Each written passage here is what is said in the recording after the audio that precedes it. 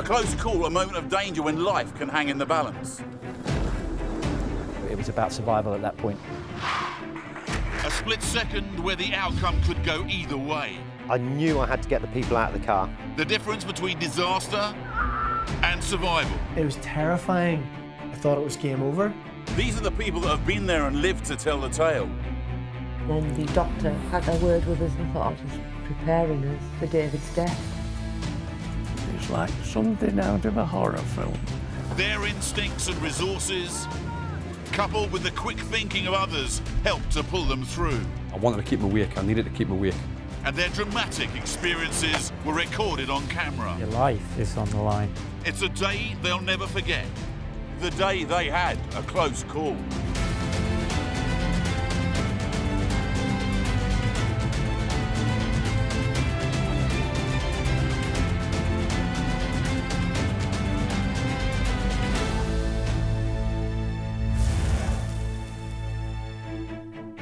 Today on Close Calls, CCTV records a fire engulfing a motor cruiser. As the owner tries to launch the life raft, there's another explosion. I can't describe how my lungs felt, just couldn't breathe in anymore. All of a sudden my clothes and my hair was on fire at the back. Also, a climber makes a spur-of-the-moment decision to go free climbing with disastrous consequences. All parts of my body seemed to be hitting off rock. And a taxi driver approaches a T-junction. There's a camera in the cab. It's recording as the van in front pulls out, right into the path of a cyclist. If I'd hit the side of the van at that sort of speed, a lot of impact would have gone through my neck and could have possibly broken my neck, to be honest.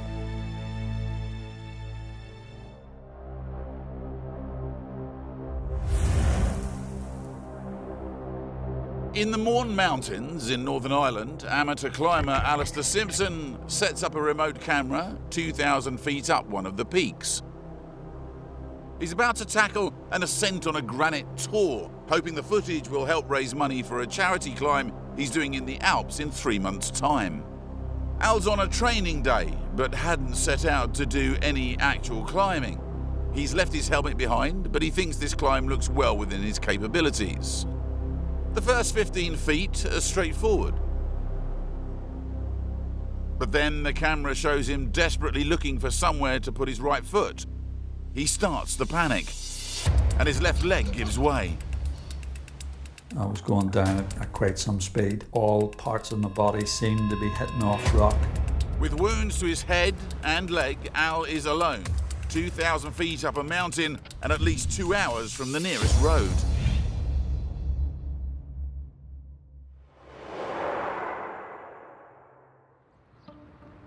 The mountains of Mourne in County Down attracts walkers and climbers all year round. Al grew up nearby, but it was only 4 years ago that he developed a real love of hiking and climbing. Through work, I had a requirement to be up in the Mourne Mountains for a few days, and that actually, awakened, a passion for me. In just a few years, Al has climbed some of the highest peaks in the UK, Snowdon, Ben Macdui and Ben Nevis. Now he's set his sights on an ascent of the 14,000-foot high Matterhorn in the Alps for charity. One day in June, just 3 months before the planned alpine climb, he sets out for a 6-hour trek up and down Sleeve Burner, the 4th highest peak in the Mourne range, for some serious training. It's quite a steep area of rock with a little bit of scrambling involved in the ascent. I thought I'll climb up and down it 3 or 4 times just as quickly as I could to work on my stamina, because whilst it's certainly not the Matterhorn, it's that type of scrambling over a sustained period of time. It takes an hour to get to the 800-foot climb. With his camera rolling, he's off. He's planning to go up and down here 4 times. The sun had come out, it was really warm, beautiful day.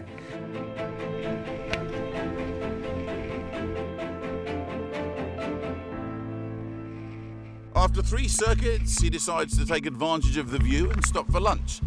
some water to rehydrate, and a banana for energy. Then, against his better judgment, he changes his plans. Looking at the slabs, the cogs are going round in my brain, and I'm thinking, you know, there might be a bit more fun to be had. He'd set out for a hard day of walking and scrambling, having thought earlier anything more would be too much. But he decides to change into his climbing shoes, set up his camera and film himself tackling this 50-foot sheer cliff. He's free climbing without any ropes. So I set off. The first 10 feet or so were very straightforward. But as I got higher, the crack that from the bottom looked to be quite good for grip actually was very smooth and rounded. Certainly nothing to grip with my hands. Could have jammed my feet into it, but certainly I didn't feel comfortable putting my hands into it. So spent a few minutes looking around for some other way up, but to be honest, there wasn't going to be a way of doing it. I also looked back down and realised it wasn't going to be that easy getting back down. Al has to abort his climb. There's no safe way up, but there's also no way down. Then, luckily, he finds a ledge and inches his way across.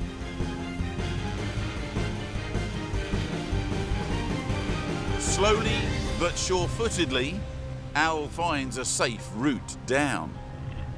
At that point, anybody would be saying, just call it a day. You've had a great day. You've done what you set out to do. Okay, you did manage to get to the top of this bit of rock, but you know, you've got down, everything's fine. Just call it quits. But failing to conquer that granite slab is bugging him. So much so, he decides to look for another challenge.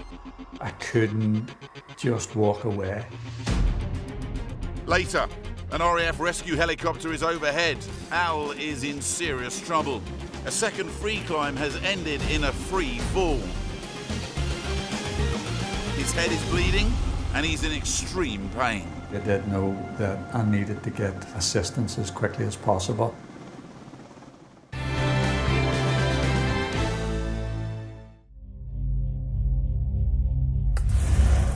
Coming up, Baz Lewis completes a marathon cycle across the States without any injuries. But on a training ride back home in Surrey, he meets disaster at a T-junction. A camera on a taxi's dashboard records the moments a van pulls out into his path. I saw it edging out, and the first thing I did was I started kind of shouting. I was going like, whoa, whoa, whoa.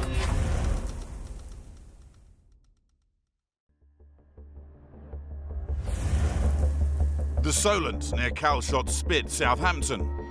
On shore, CCTV cameras are recording a terrifying drama unfolding on the water. Smoke is pouring from a motor cruiser. Then a man is seen trying to escape the fumes. He signals for help. Hidden from view, his friend is battling to launch a life raft, but he can't escape the flames. There was another bang behind me, and all of a sudden my clothes and my hair was on fire at the back. On the shoreline, a woman watches on fearfully as the boat drifts into shallow waters. It was horrific to look at, thinking if there's people on that boat, I don't think they wouldn't have survived. Time is running out. The stricken cruiser is drifting further towards the shore, making it impossible for larger boats to reach the men.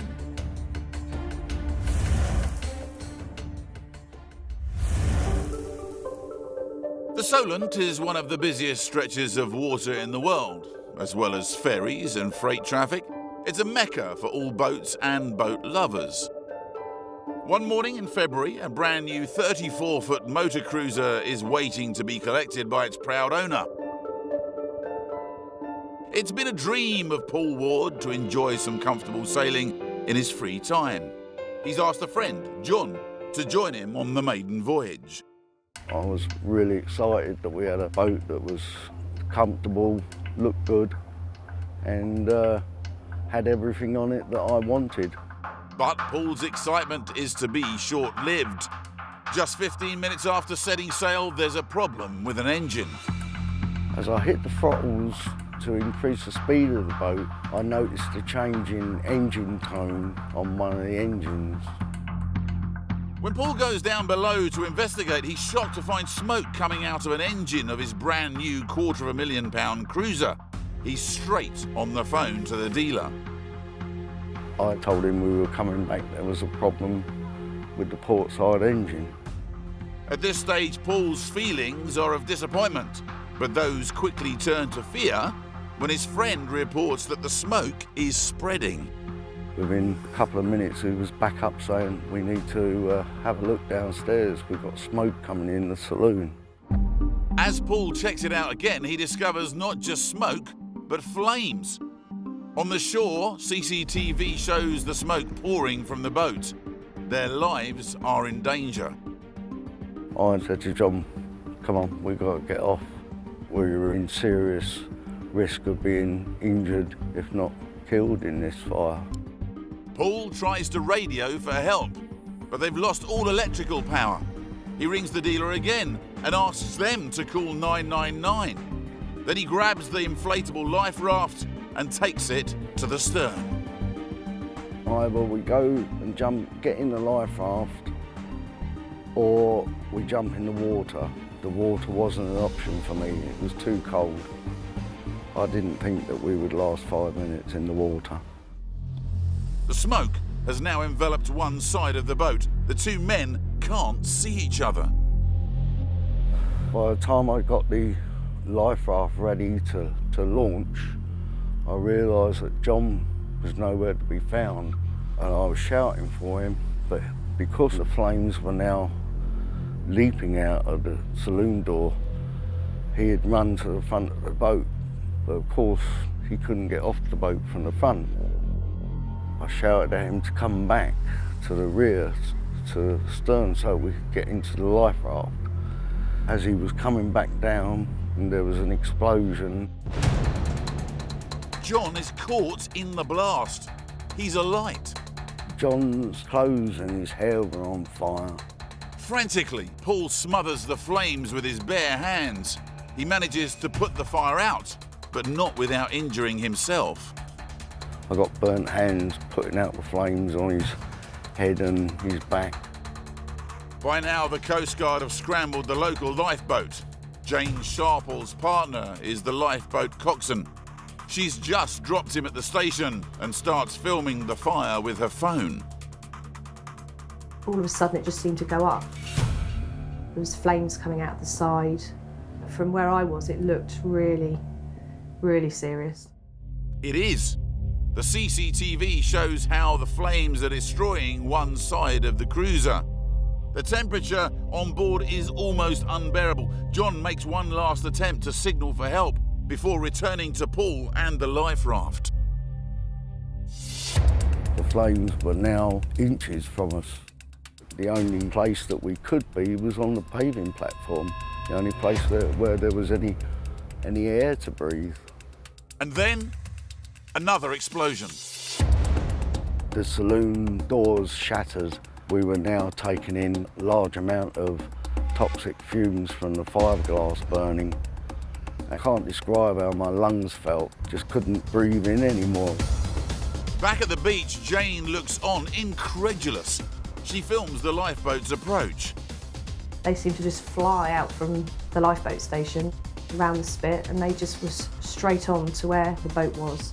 But Jane knows they may not be able to reach the men. The tide is taking their blazing boat into shallow waters. Nobody could get to them. If the fire service on the beach, they wouldn't have been able to have done anything. The blue tug from Fawley had come straight across to see if there was anything they could do, and also a small patrol boat. And I think for them it was difficult because they couldn't get near to the boat because it was a very low tide that day. So they would have just run aground if they tried to get any closer. Back on board, Paul is fighting for survival. The whole of the superstructure of the boat was now flames with 20, 30 foot into the air. But he works on in the most extreme conditions to launch the life raft. It must have been so hot. By then it was really ablaze. The whole top of the boat it was just flames. and black, thick smoke. I said to John, jump in. As he jumped in, he took the life raft away from me a bit, but fortunately I had my foot on the trailing rope. Paul pulls the life raft back towards him, but then he feels the blast of another explosion on his back. All of a sudden, my clothes and my hair was on fire at the back. Again, Paul uses his hands to extinguish the flames. Now he has to leap for his life. Jumped and half got in the life raft and dragged myself into the life raft.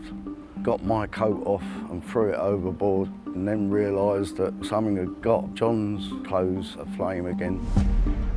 So the next thing was to get his coat off, by which time he had gone fairly rigid with shock. Captured on CCTV, the moment when the men move away from the boat on their life raft. As the blazing boat drifts away, Paul paddles as best he can to hold their position in water just deep enough for the lifeboat to reach them. As it heads towards them, Paul's brand new boat, engulfed in flames, drifts ever closer to the shore. Sitting in the life raft, watching the boat go up in smoke, it was just an unbelievable feeling that something that was pride and joy 5 minutes ago was now a pile of ashes. The lifeboat pulls them aboard.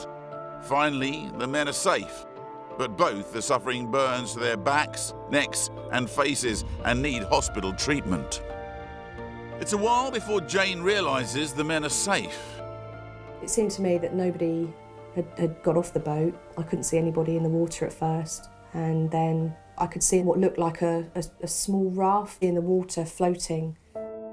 After recovering from his injuries, Paul took the boat manufacturers to court, claiming breach of the Sales of Goods Act. He was awarded compensation. He hasn't let the experience put him off boating and still goes out with friends. Unfortunately for John, that was more of a problem for him. He won't even get on the ferry anymore.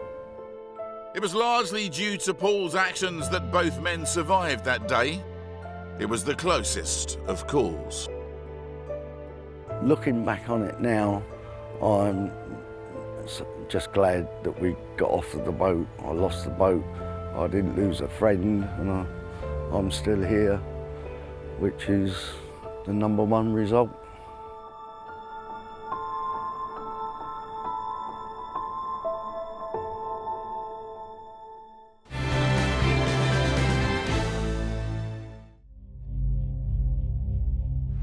Close calls often involve bad luck, but sometimes it's just the opposite when someone has a lucky escape.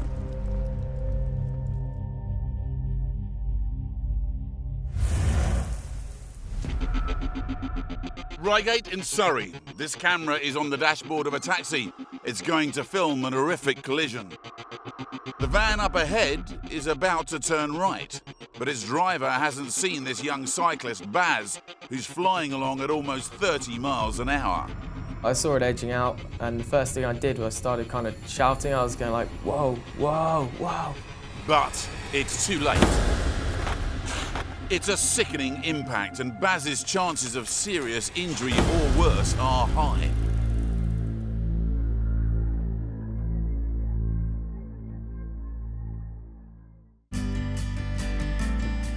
"20-year-old Baz Lewis is passionate about cycling. I love the freedom, being out in the fresh air. Also, the views I get to see when I'm up over the hills is very, very nice. He loves it so much, last year he cycled across the entire breadth of America. Me and 2 friends, we rode from the east to west coast, 4,400 miles for charity in 71 days. So it was a long time to be away, but at points didn't think I'd make it, to be honest, but then with the others, support each other, and we made it. He avoided catastrophe crossing the states, so the last place Baz might expect to come to harm is on the roads near his family home. This summer, he was training for a new challenge, a gruelling race called the Waller Payne Hill Climb. There's also sibling rivalry at stake. So me and my brother thought we should both compete and try and race together.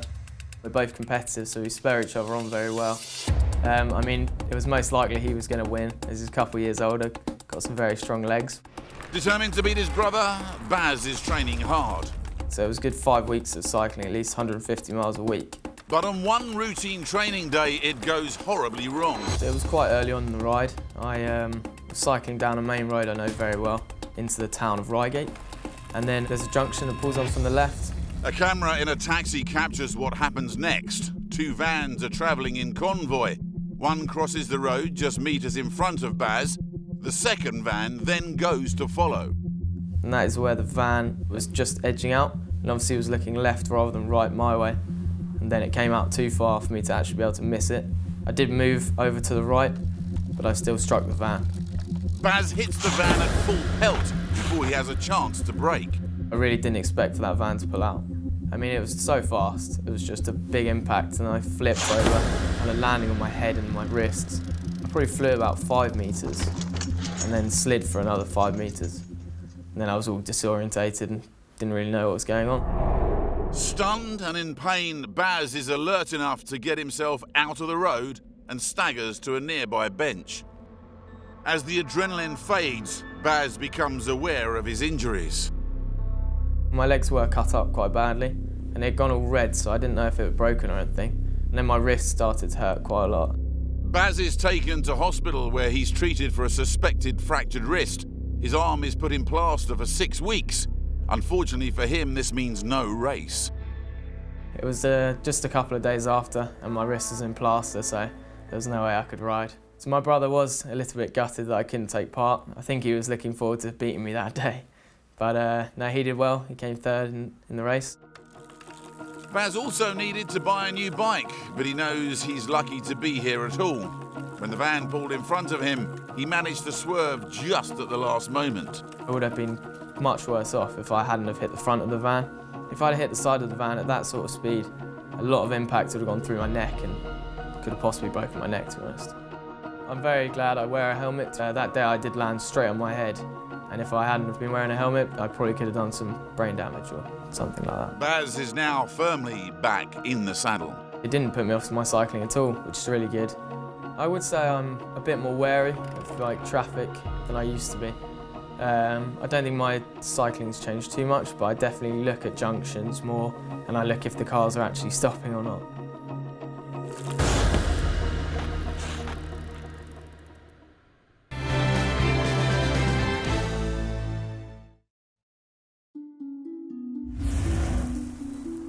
We've seen how in the mountains of Mourne in County Down, Alistair Simpson is filming an intensive day of training. These granite mountain sides are perfect for building up stamina ahead of Al's Matterhorn climb in 3 months' time. After 3 training scrambles, Al is feeling good, so he decides to practice his free climbing. At that point, anybody would be saying, just call it a day, you've had a great day. Without ropes, harnesses or a helmet, he sets off, but he fails to reach the top. Now Al's competitive spirit kicks in. He can't end the day with a failure. I actually went round the corner to, there was a gully and similar height rock, and I just felt that I would have a go at this. It looked like it was maybe a bit more achievable. With his camera on and recording by his rucksack, he hopes this time to get some footage of a successful climb. He sets off. Once again, the first 10 to 15 feet are straightforward. Al makes it to a ledge.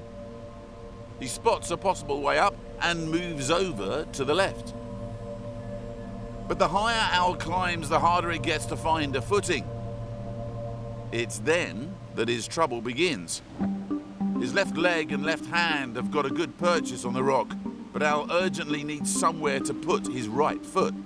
Try as I may, the rock shoe just wouldn't grip. And at this point I did start to panic because I could just by glancing down see that again it wasn't going to be as easy to down climb as it had been to get up to there. If I fell, I was falling onto rock, not grass. It's a frightening realization. Sheer panic overtakes him. He loses all grip on the rock.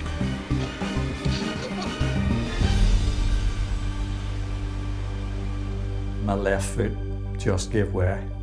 I was going down at quite some speed. There was just all parts of my body seemed to be hitting off rock. I'm definitely thinking, this is it. I am going to die here. And whilst my initial concern was my head, very, very quickly I was aware of excruciating pain in my left ankle. Al's in survival mode. The next step is phoning the emergency services. Within 15 minutes, Mourne Mountain Rescue are on their way, and a helicopter's scrambled from RAF Valley. He was about an hour and a half to 2 hours from road access. If we can use a helicopter to evacuate a casualty, then we will do. It can shorten the stress on everybody, the risk to the casualty, as well as the risk to the rescuers themselves. The mountain rescue team are filming as the RAF crew prepare to airlift Al to safety. The winchman was deployed via the winch, and he assessed Alistair's condition. He was reported to have a broken ankle and a minor leg injury as well, so there was no chance that he was going to be able to walk off the hill. So after the winchman made the initial assessment, we then returned with a stretcher, which was the best way to bring him back on board the aircraft. Al's being treated for the pain in his leg, but nothing can relieve his acute feelings of embarrassment. That point then, I was relieved that help was at hand. I also felt, for the first time probably, an idiot and quite stupid, and that I was being a massive nuisance. The fact that through my own fault, my own carelessness, it had resulted in a helicopter having to be scrambled, probably from Wales or England, to come across and help me get off this mountain. And I really did feel slightly deflated at that stage as well. Whilst relieved, I just felt so foolish. Quite often you find that casualties feel sorry for inconveniencing us, but that's what we're here for. It's good training for us, and you know, it's another job. So it's a 6-minute flight to Daisy Hill Hospital in Newry. Here, Al's injuries can be properly treated. His head wound needs 6 stitches, but it's his left foot that has taken the brunt of the fall. He's suffered grade 3 ligament damage, which is about as bad as it gets. His leg is in plaster for a week, and he's on crutches for a month. I realised, and people were certainly not slow to tell me, that it could have been very much worse. I've got away with this one.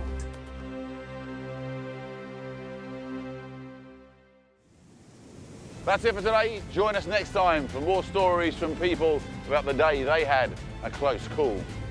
Today on Close Calls, the column of smoke breaks through the trees, a car is on fire, the driver is trapped. She was very, very frightened. She was in deadly danger. Just moments before these pictures are taken, a group of motorists struggle to get driver Janet out. I was just thinking, oh